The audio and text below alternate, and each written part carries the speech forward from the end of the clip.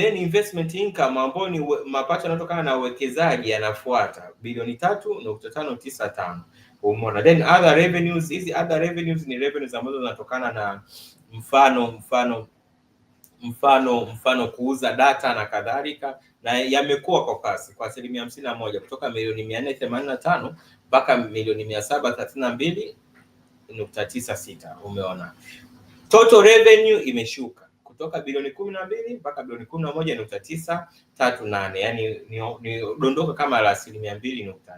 So what we are saying ni kwamba mwaka 2024 haukuwa mwaka mzuri kidogo kwa DSE.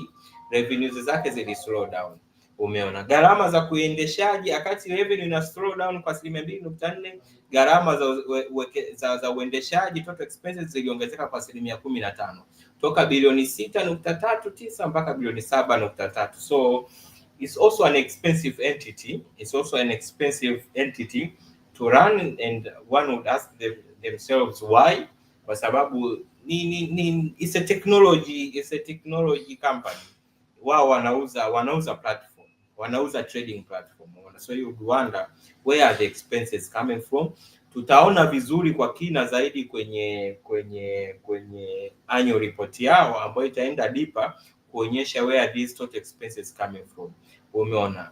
Mapato baada ya kikodi yalipungua kwa 21% kutoka bilioni 5.69 mpaka bilioni 4.5. So that is DSE for you.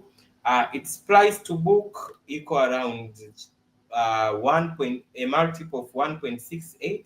Kwa lugha rahisi, kama DSE inauza kwa shilingi 100, basi wawekezaji wanainunua kwa shilingi 168. Maanake kidogo iko overpriced, is on the expensive side.